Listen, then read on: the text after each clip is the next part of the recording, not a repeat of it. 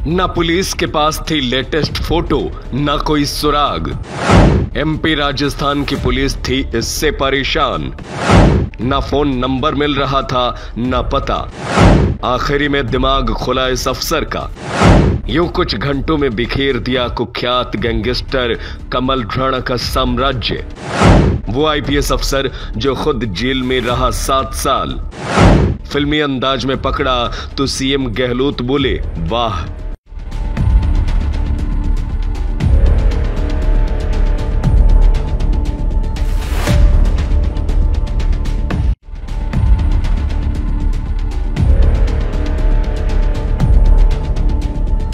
कहते हैं सिग्नेचर और कैरेक्टर इंसान का आखिरी वक्त तक नहीं बदलता, चाहे पुलिस कितनी भी सख्ती दिखा ले।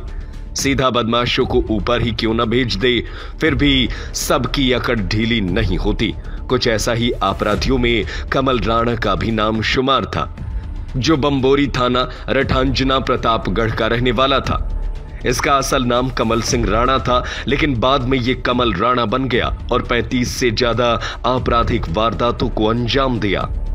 2 राज्यों की पुलिस को एक गैंगस्टर व ड्रग्स माफिया कमल राणा को पकड़ने में सालों का वक्त लग गया।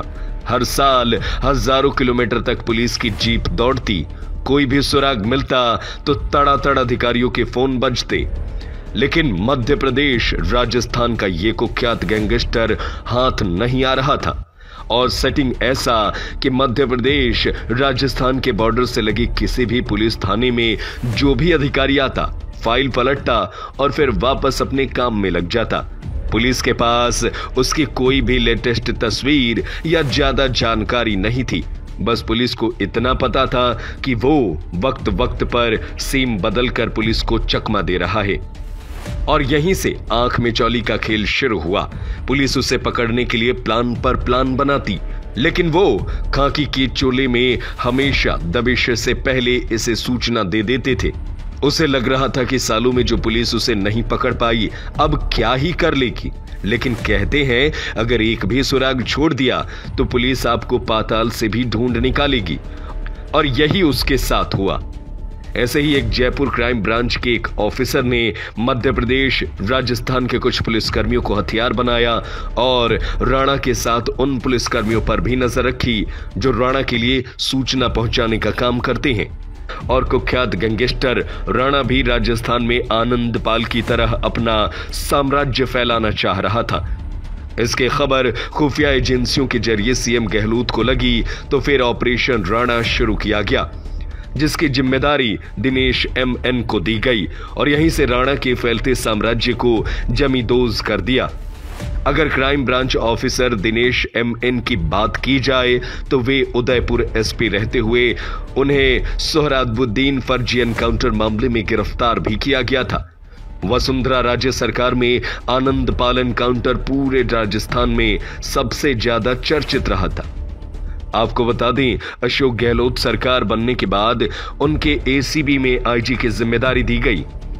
फरवरी 2020 में प्रमोट कर एसीबी का एडीजी बनाया और 1 साल बाद फरवरी 2023 में एडीजी क्राइम की जिम्मेदारी दी गई।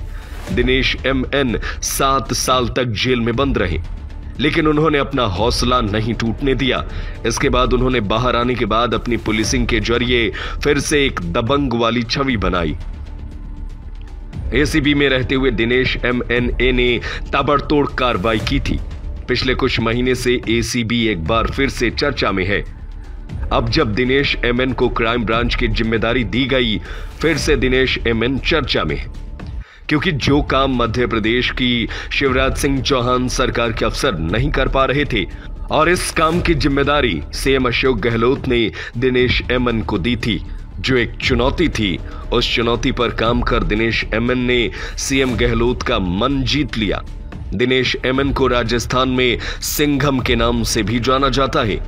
इनकी जब दौसा में एएसपी के पद पर पोस्टिंग हुई तो खूब चर्चा में रहे। जानकारी के अनुसार 1998 में दौसा जिले में एएसपी दिनेश एमएन ने बदमाशों की धुनाई ऐसे की कि वो सभी दौसा छोड़कर भाग गए थे।